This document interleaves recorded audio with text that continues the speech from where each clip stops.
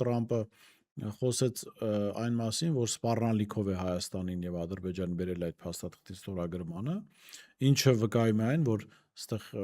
արտաքին դիվանագիտական հաղթանակ չի եղել, եթե միտեղ քեզ ստիպելով են տարել, ինչ հաղթանակի մասին է խոսքը։ Եվ երկրորդ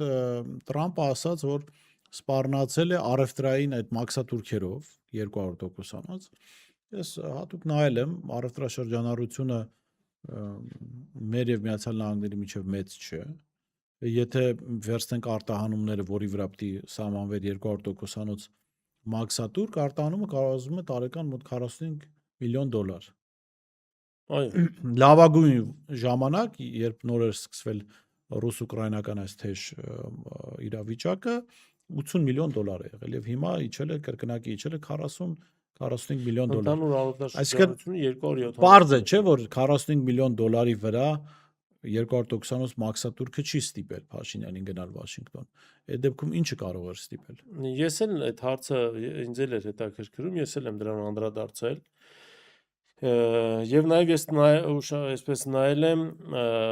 Ալիև, այսինքն Ադրբեջանի եւ Միացյալ Նահանգների նույն վիճակն էլ այնտեղ է մոտավոր։ $40 միլիոն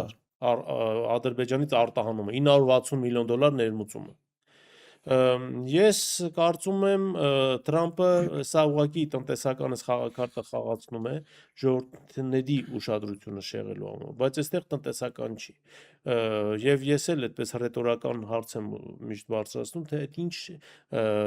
կոմպրոմատներ կա Տրամպի իշխանության ձեռքին, որ ստիպում է օրինակ Հայաստանին այսպես ափալ-թափալ ստորագրել այդ պայմանագիրը,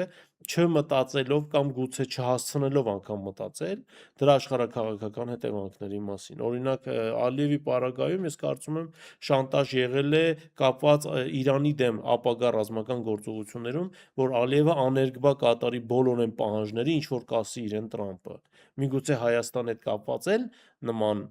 այսպես պահանջ կա։ Եթե ոչ, հակառակ պարագայում ինչ որ բաներ պիտի հրապարակվեն։